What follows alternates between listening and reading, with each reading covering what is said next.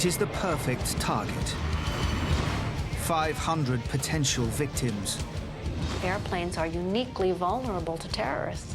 All it takes is a bomb on board. I've lost my brother-in-law, sister-in-law, and their house is just a 30-foot crater. We explore the terrible game of cat and mouse between terrorists and airlines. How security failures lead to a bomb going into the hold. How a cool-headed Al-Qaeda killer slips a new device past airport scanners. And how a man attempts to blow up an American airliner. But do we now have the technology, the inside information to counter the threats? Or will the terrorist always get through?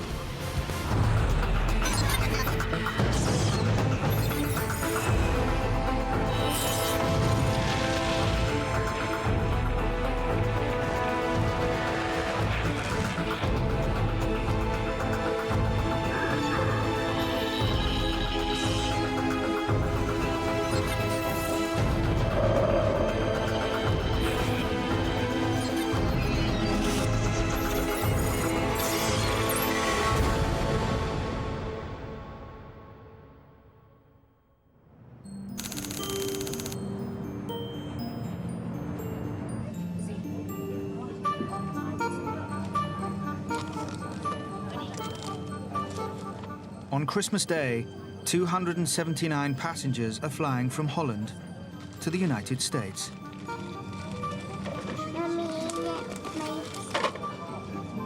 Among them is a young Nigerian man, Umar Faruk Abdulmatalab. He seems unremarkable.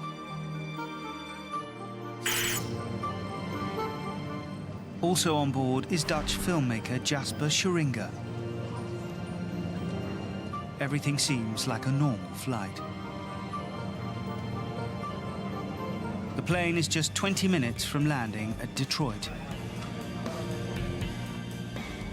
Then,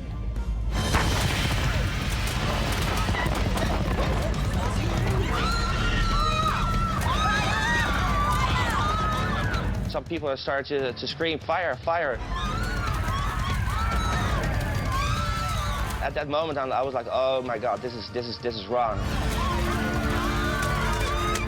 And without hesitation, I don't know, I just made myself over there, jumped over some people, grabbed him by his neck just to make sure, because we didn't know if he had any other explosives.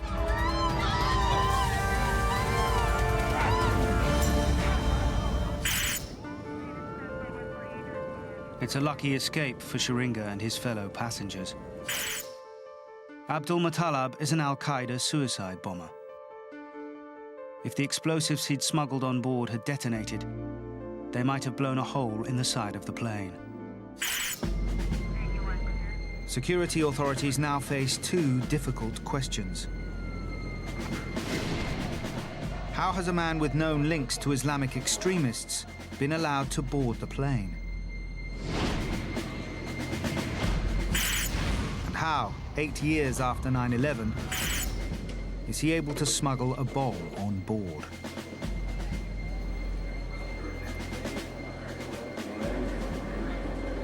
What is even more alarming is that this attack should never have happened if lessons had been learned from the past.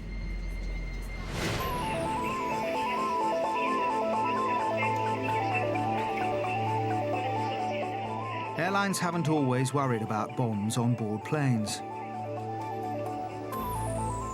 In the 70s, their great fear was hijackers.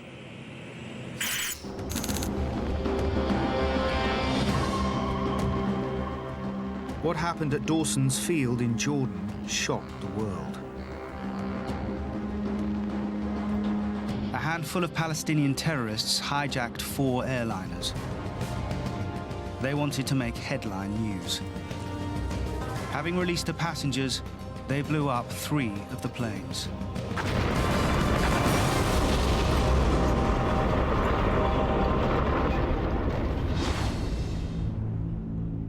Back then, hijackers rarely killed their hostages.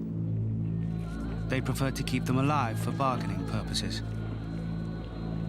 Their weapons were chiefly used to take over the planes.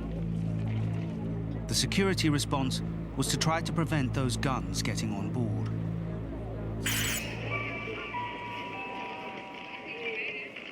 From 1973, passengers in America have to walk through the now familiar metal detector arch for the first time. Norman Shanks, one of the world's top experts on aviation security. Dawson's Field was primarily responsible for the measures you see today, which is basic passenger screening for weapons, whether they're knives, sharp instruments, or guns. And it worked. The threat of hijacking was contained, at least for now. But closing one loophole just forces the terrorists to look for another. No one is ready for the next threat on the horizon. In 1985, terrorists are preparing to unleash a sinister new device.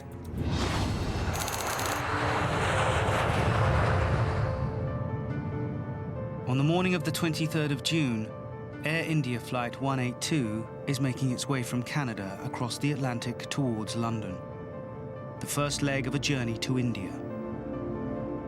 Dr. Bal Gupta's wife is on board the flight. That was our periodic trip to India to meet the friends and relations. And we couldn't get all the tickets for the whole family, so she was going 2 weeks earlier.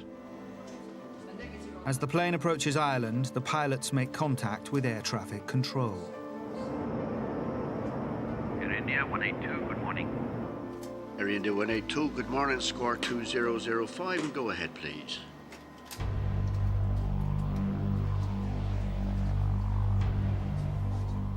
Then at 7:14, the Air India radar return mysteriously vanishes from the screen. There is no warning, no Mayday call. It simply disappears.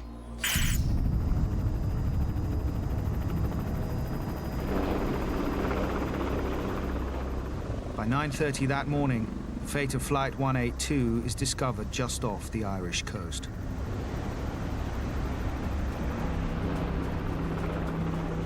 The plane has blown apart in mid-air. All 329 people on board are dead.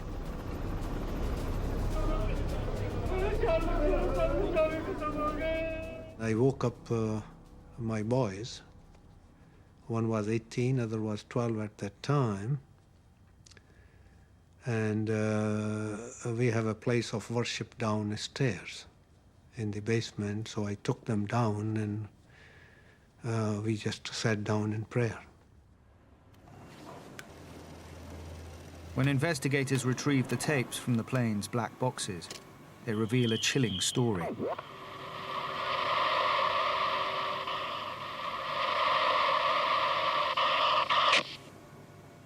A sudden loss of electrical power.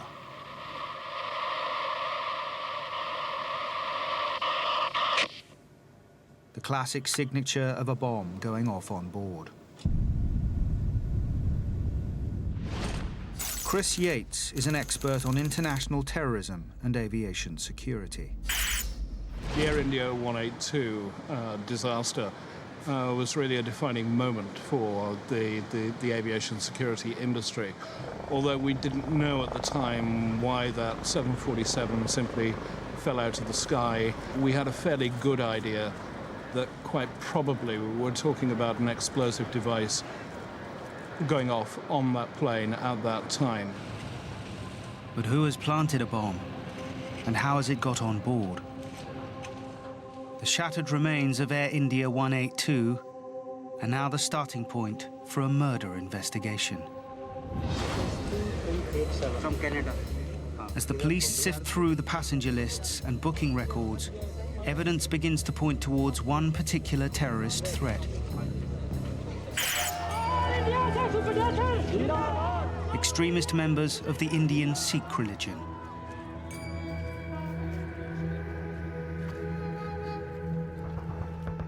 The previous year, the Indian army had stormed the Golden Temple in Amritsar, trying to suppress extremists fighting for a separate Sikh state. The sacrilegious bloodbath at the Sikhs' holiest of shrines triggers a desire for revenge. Are you declaring an emergency, sir? Watch all episodes of Ice Pilots. Watch on mobile devices or the big screen. All for free. No subscription required. Download Veely now. Canada has one of the largest Sikh populations outside India. Because of this, security measures at Canadian airports are tightened up. But now, the authorities realize their defenses have been pointing in the wrong direction. The measures in place at the time were really not geared to identify bombs in checked baggage. The technology at the time was frankly not capable.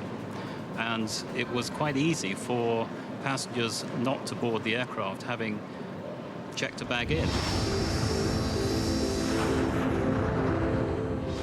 Security experts investigate how the terrorists got through. They focus on a particular process in baggage handling, known as interline. When you fly from one country to another, you often check in at your start and then maybe change planes somewhere else. Using the interline system, your baggage gets transferred from one flight to another without you needing to see it again until you reach your final destination. The terrorists can exploit the interline system as it was in place at the time simply by checking a bag in, flying on that first sector, and then just not turning up for the future sectors. In other words, the bomb in the bag is put on board, but the terrorist never gets on. This is what investigators believe happened. A passenger calling himself M. Singh is booked to fly out from Vancouver to Toronto and waitlisted for the onward flight, Air India 182. He persuades the check-in agent to book his bags all the way through to India on the interline system. But he never gets on board. Once the bomb is in the hold, it is simply a question of timing when it will go off.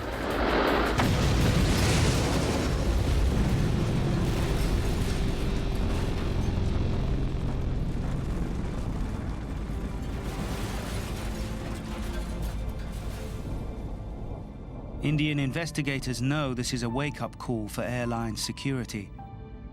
But in many parts of the world, the wake-up call goes unheeded. Yotam Margalit is an expert on explosives detection systems. Security systems were still primarily focused on finding the type of threats which a passenger would carry on his body in order to hijack the plane. And this case of the Air India attack in 1985 is a prime example of the fact that we take a long time to develop effective security means that are capable of true certifiable threat detection. If the lessons had been learned from Air India 182, they might have prevented one of the world's most shocking terrorist attacks of modern times. Just 3 years later,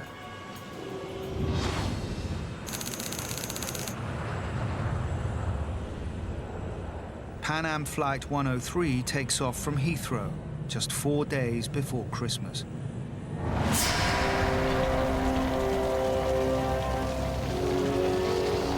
It is blown to pieces over Lockerbie in Scotland. 270 people are killed, including 11 on the ground. As far as I know, I've lost my brother-in-law, my sister-in-law, and their house is there's just a 30-foot crater where their house was. Like, I can't even find the house. It's gone, like. As a member of a rescue organisation, unfortunately, attended many fatalities, but never anything like the scale of that in one place. It really was quite quite difficult at times to cope with it.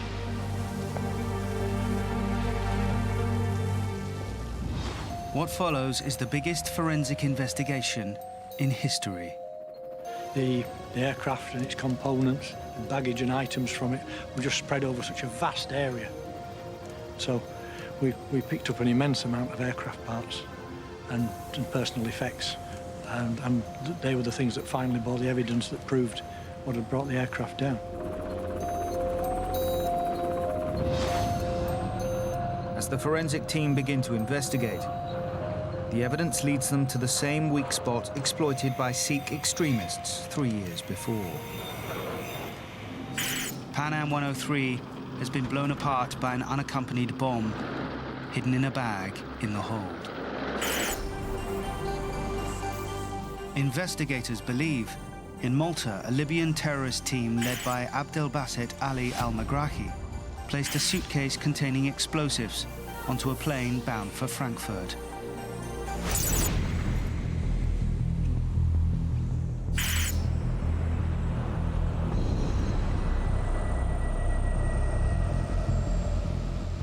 The bag, they think, was checked through to New York on Flight 103, but the men responsible never boarded the plane in Malta.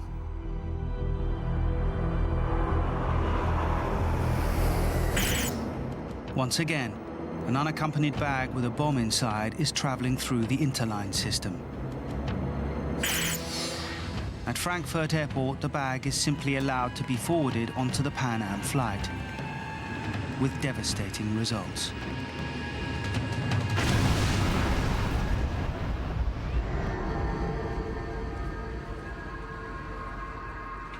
In the aftermath of the Lockerbie disaster, security authorities tried to strengthen their defenses to keep passengers safe.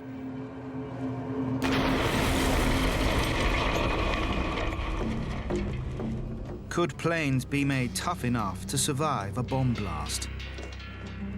That means lining it with bomb-proof material, making it both heavier and more expensive.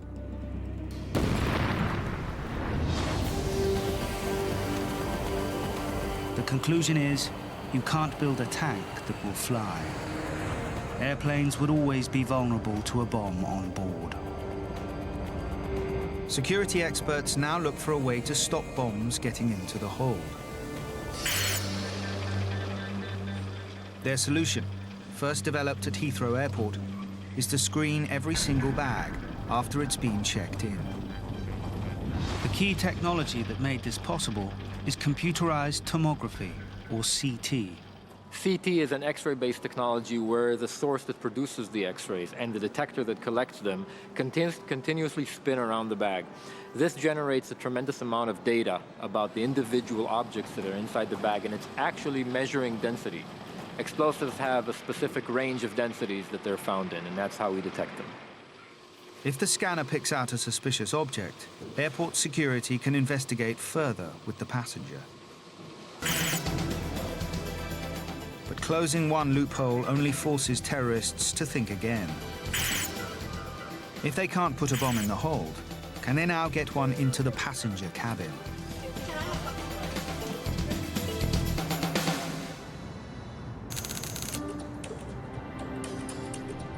The city of Manila in the Philippines. An unlikely spot for a new international terrorist campaign. Thousands of passengers fly on holiday and business trips between the Philippines and the United States. None of them suspect they are the targets of a man with a horrifying ambition. Ramzi Youssef, a highly trained Al-Qaeda terrorist, has hatched a plot known as Boyinka. The target, over 4,000 passengers on 12 planes, flying between Asia and the USA. Christine Negroni has written extensively on security issues. Ramzi Youssef was planning an enormous terrorist event, the likes of which we've never seen. perhaps eclipsing 9/11, in that 12 U.S. airliners were going to be bombed simultaneously as they flew across the Pacific. Yusuf isn't going to risk a suitcase bomb that might be detected by the X-ray scanners. He is going to take the bomb on board himself. And that means getting it past airport security. So he comes up with an ingenious terrorist solution, the micro bomb. Danny Kay is one of Britain's top explosives experts. Ramzi Youssef used a range of household objects. For example, the power source was an ordinary 9-volt battery. The timing device, a simple digital watch available from any high street shop. The explosives were ignited using exposed filaments of an electric light bulb. The liquid explosive that he used was concealed in a contact lens cleaner solution bottle. The ordinary-looking liquid is actually nitroglycerin. Nitroglycerin as an explosive is an extremely sensitive material, very, very sensitive to shock. Even experienced scientists and chemists have had accidents handling it, so Yusuf was really gambling with his own life when he was messing around with this stuff. Each of Yusuf's carefully chosen components appears harmless on their own.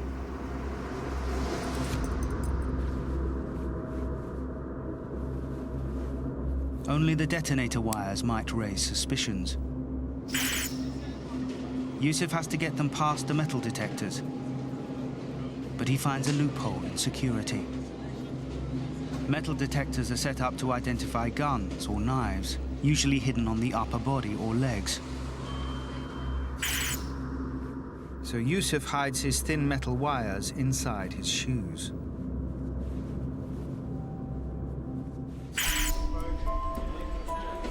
But before he's ready to launch the Buyinka attack, he needs to test his lethal microbomb.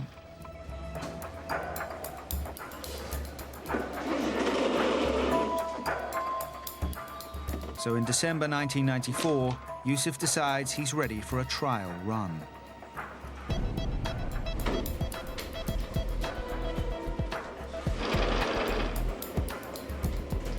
First, he has to get past the scanners at Manila Airport.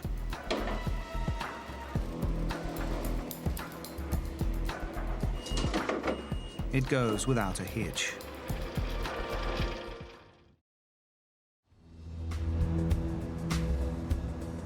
Yusuf's target is Flight 434 from Manila to Tokyo.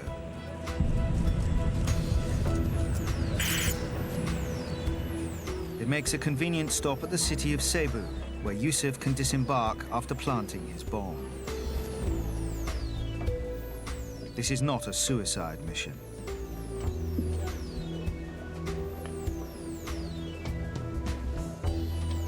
Yusuf has booked himself seat number 26K. His research tells him it is directly above the center wing fuel tank.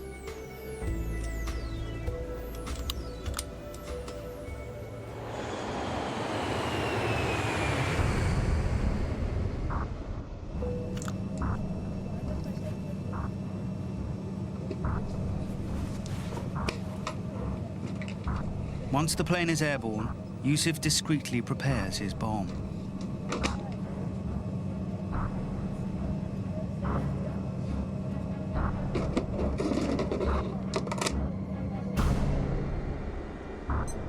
He sets the timer for 4 hours ahead.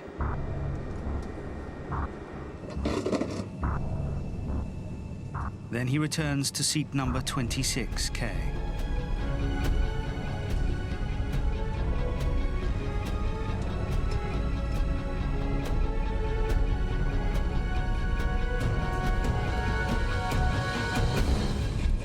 He hides the bomb in the life jacket pouch underneath his seat.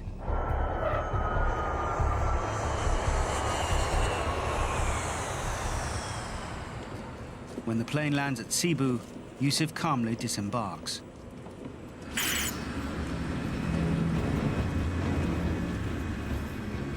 A young Japanese passenger, Haruki Ikegami, now comes on board for the final stage to Tokyo.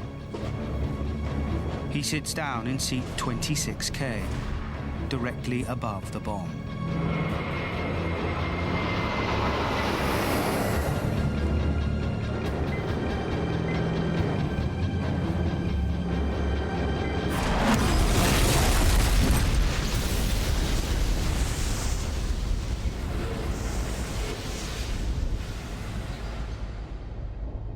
Haruki Ikegami is killed instantly, cut into two at the waist. 10 other passengers are wounded. Incredibly, Flight 434 survives. Yusuf's plot has one flaw. The plane is another version of the 747 with a different seating layout. Seat 26K is 2 rows away from the center wing fuel tank, so Yusuf's microbomb fails to ignite it.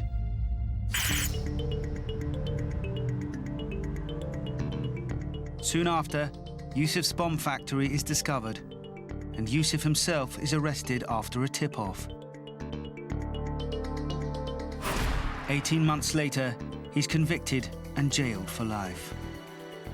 The defendants convicted today, if they had had their way, would have killed within 48 hours literally thousands of innocent, unsuspecting passengers headed to America in a dozen different jumbo jets. The horror of it is almost impossible to comprehend. Yusuf is now behind bars, but he has shown microbombs can pass unnoticed through baggage screening. Explosive substances can be disguised as harmless liquids. And metal detectors are not set off by wiring hidden in the heels of shoes. Despite this, none of the authorities recognize the potential threat. What I still find remarkable is that even after he was found, and he was arrested by the police for, starting a fire in his apartment as he tested, some sort of explosive mix, what I still find amazing about that is that we didn't take him seriously. Yusuf's plot should have been a massive wake-up call for aviation security. But again, no one hears it. Al-Qaeda's next attack comes out of the blue.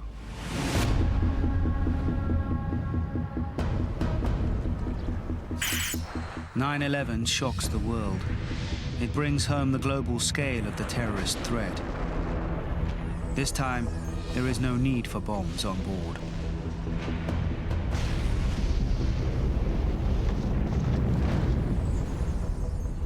Passenger planes are turned into lethal guided missiles. Hijacking is back, but on a devastating new scale.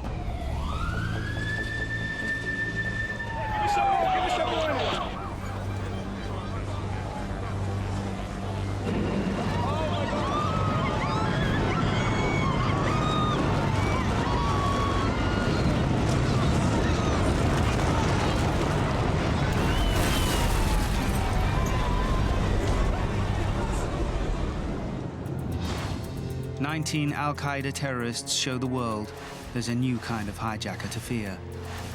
One prepared to give his own life for a cause." 9/11 in some ways took us full circle. We started with the threat from hijacking, and we've gone back to a threat from hijacking, but with an entirely different dimension to it. Yes, it was a hijack, but it was a suicide hijack. Nothing in aviation security can be the same after 9/11. The US government tries to establish what has gone wrong. One of the first things they realize is that the Al-Qaeda terrorists haven't even broken security rules. Their weapons were permitted on board. One of the quite remarkable aspects of 9/11 is, of course, the fact that travelers were allowed to take knives on board aircraft, whatever that knife might be, from a box cutter right through to some that could fairly be described as weapons. And for that reason, no, the hijackers didn't contravene any of the rules and regulations. Things clearly have to change. On the ground, all dangerous items are banned from hand luggage. In the air, cockpit doors are made bulletproof and locked from the inside. The risk to taking over an aircraft has been totally reduced by simply locking and closing cockpit doors. These measures seem to be effective. But the terrorists change tactics once more.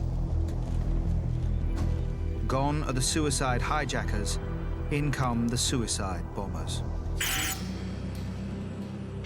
Richard Reed is a petty criminal born in Britain, where he is exposed to radical Islamic extremists.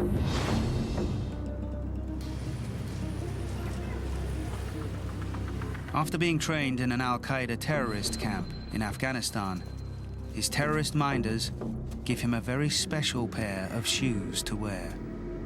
The main explosive in the shoe, contained within the area under the arch of the foot and the heel, was a plastic explosive known as C4, a very powerful military explosive. The lace was impregnated with a homemade explosive known as TATP, or colloquially known as the Mother of Satan.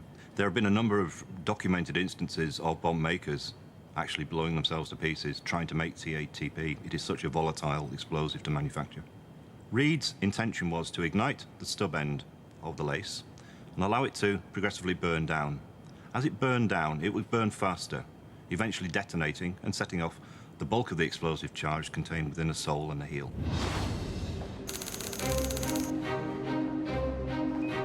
Just 4 days before Christmas, Reed arrives at Charles de Gaulle Airport outside Paris.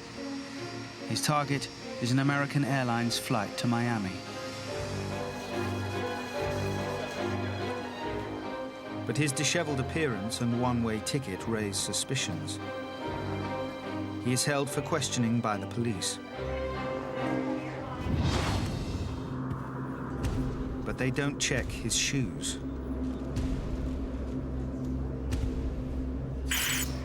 Next day, he is allowed to board the flight to Miami, still wearing his shoe bomb. Reed waits until the plane is well on its way across the Atlantic.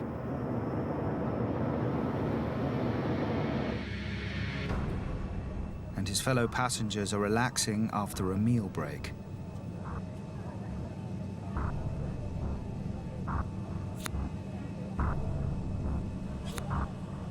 Then, he tries to set light to his shoelace, coated with the lethal Mother of Satan explosive. At first, the flight attendant just thinks he's desperate for a cigarette.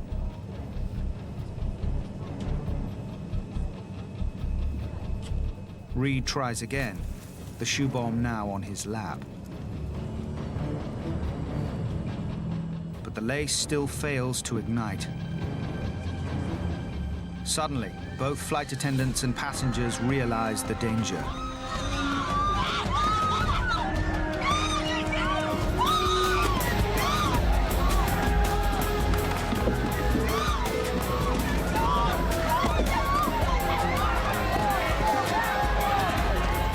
They finally manage to subdue the would-be suicide bomber. It is a lucky escape for Flight 63.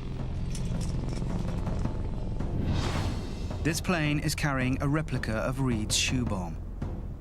And this is what could have happened.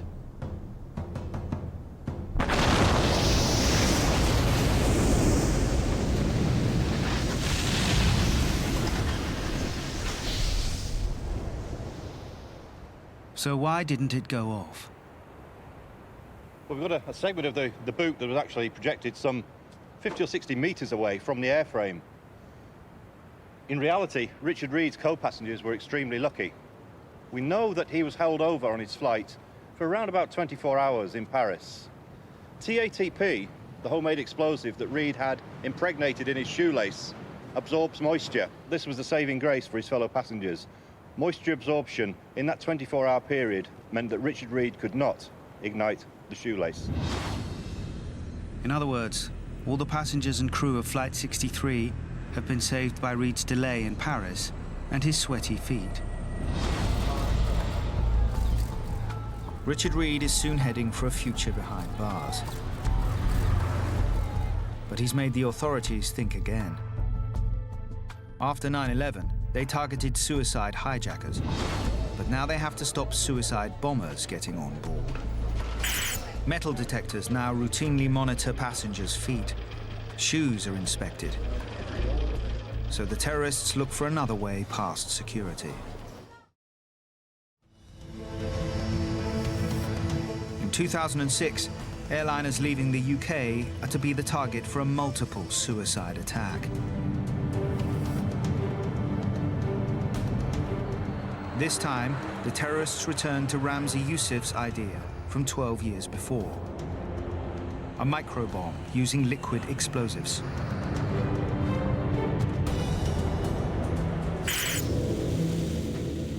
Taking a sugary powder, then mixing it with an explosive liquid.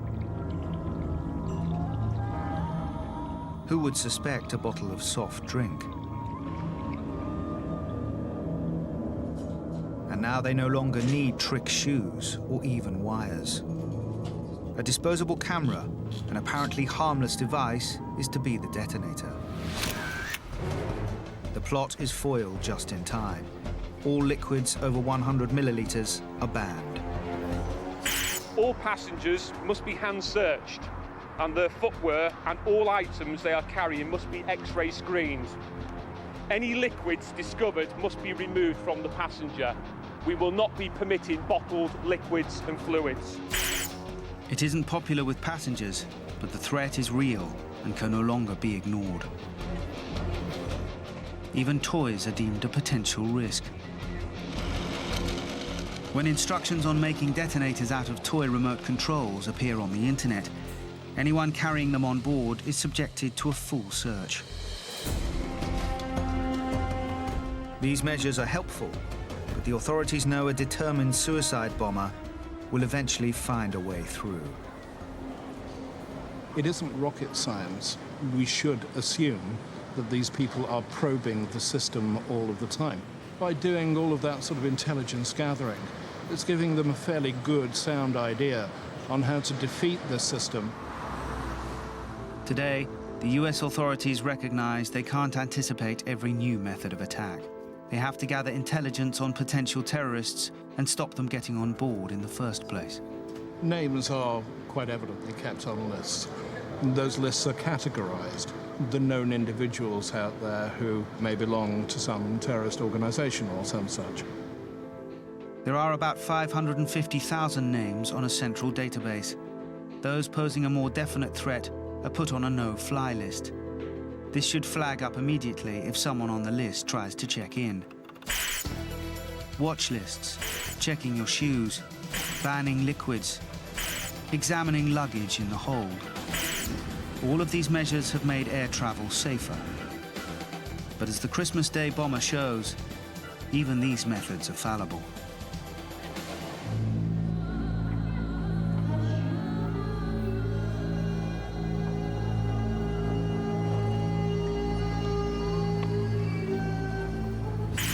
In 2009, Umar Faruk Abdulmatalab was a young Nigerian with a problem.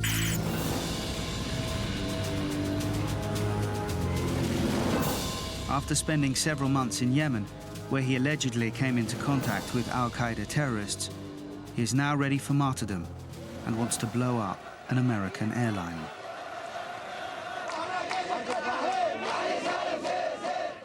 The question is, how can he get through the new, tighter security? First, he is given a new kind of microbomb, combining powdered explosives with a liquid detonator, small enough to be within the limit for liquids allowed on board. Abdulmatalab was trying to take advantage of a reaction known as a hypergolic reaction. He was going to inject a clear liquid into a powder, which after a few seconds will give a fireball. He wanted this fireball to detonate explosives concealed elsewhere on his body.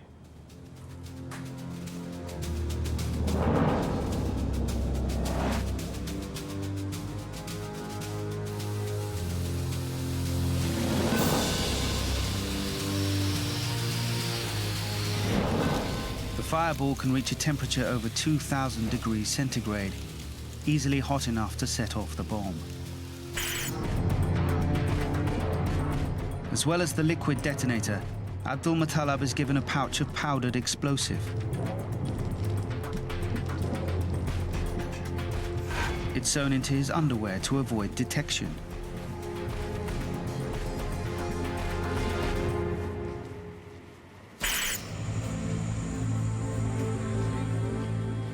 His suicide mission begins in Ghana in Africa, where he buys his one-way ticket to the USA. He then travels via Nigeria to Amsterdam's Schiphol airport.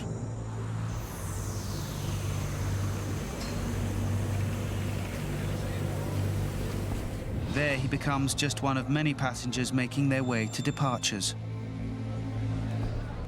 But he still faces the final security checks before boarding Flight 253.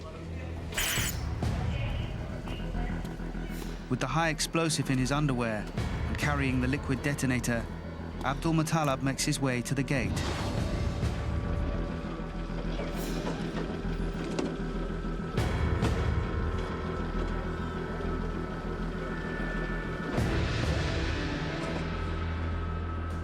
No one seems to think it's odd he has a one-way ticket, or he's going to a freezing cold Detroit, apparently without a coat.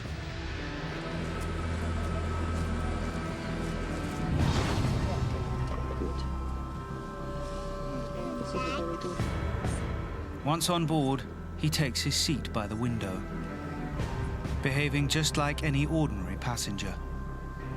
The terrorists have learned their lesson. He's directly above the center wing fuel tank.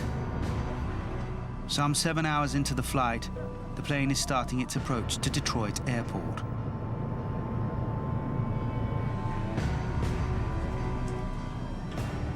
The young would-be martyr has prepared himself.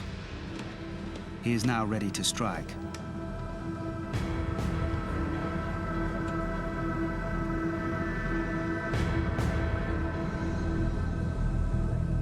He tries to inject the liquid into the powdered explosive, but it doesn't blow up as planned.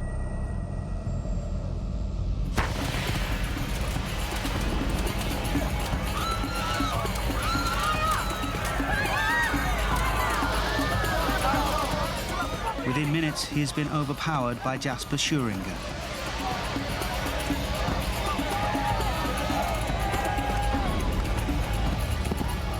But this is a triumph for courageous passengers, not airport security. Well, it's very scary, and I'm very lucky to be alive, and I think we're all very lucky to be alive.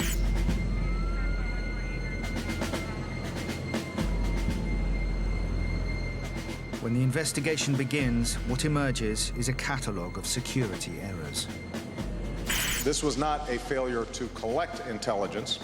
It was a failure to integrate and understand the intelligence that we already had. The information was there. Agencies and analysts who needed it had access to it, and our professionals were trained to look for it and to bring it all together.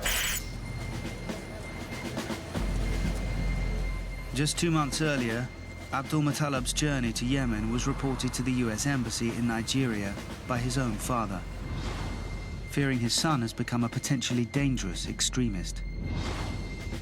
American intelligence does not join the dots. Abdulmatalab is never placed on the no-fly list. We still have an awful long way to go in collecting intelligence on people and effectively disseminating that intelligence to those people who need to know, the people at the sharp end.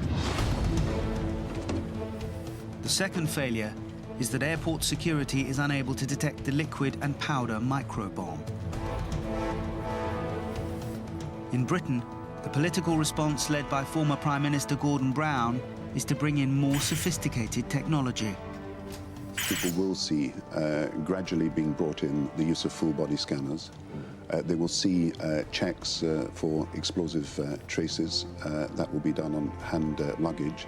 Transit passengers will also be checked, as well as transfer passengers. There are two types of full-body scanner. One sends radio waves over a person, producing a three-dimensional image by measuring the energy reflected back.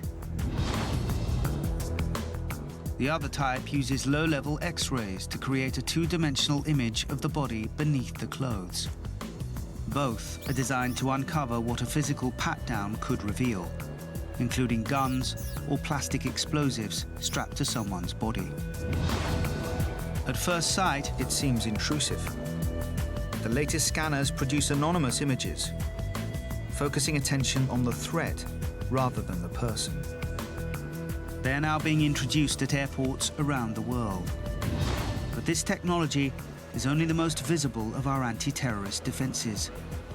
Why are we taking off our shoes and throwing our laptops on the belt? Well, we're doing that as the last process for making sure we're safe. Not the first. The first is understanding who's on these airplanes, understanding who's likely to be causing a problem on an airplane. Many believe the best way forward is to use passenger profiling. Potential threats are identified using intelligence sources or spotting suspicious behavior on the ground. For instance, the fact that Abdulmatalab was traveling to Detroit at Christmas without a winter coat. And that both he and Richard Reed were on a one-way ticket should have triggered further investigation. Many airports are now employing behavior detection officers to spot people acting out of the ordinary. It's a fairly straightforward technique. You can experience this yourself when you go through a customs channel. That you see customs officers there observing passengers as they're going through. And they're pretty good and have been good for a number of years at identifying people that may be carrying something through they perhaps shouldn't.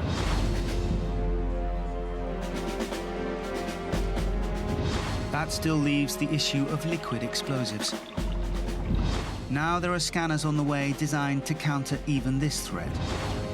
Potentially lethal liquids have unique chemical characteristics. Even if they're hidden in the most innocent-looking containers, this device can spot them by analyzing data from X-ray scanners. Steve Buchan is an expert on airport security scanning. Certain liquids have been designated as a threat, and what we do is we characterize the molecular structure of those particular threat items, and they are introduced into a library. So if a liquid passes through the system and the characteristics of that liquid matches those characteristics of some of those materials that are in the library, it will recognize the fact, therefore giving an automated alarm to the operator. 2 decades after Ramzi Yousef's nitroglycerin microbomb, aviation security is finally dealing with the liquid explosive threat. All European airports are now required to have scanners similar to these in place by 2013. And should terrorists try again to get a bomb in the hold, potential threats can now be identified using 3D technology. The operator can now swim in 3D inside the bag. He can literally go inside the bag, travel kind of over the umbrella, underneath the sweater, turn left at the toothpaste, and face the object that he needs to make a decision on, very up close and personal with very high resolution. And that's unprecedented. That didn't exist before. It seems that air travel has become safer. But equally, terrorists are always probing the system, looking for ways in. The battle continues. We have to be predictive. We have to think the unthinkable. We must all remain vigilant.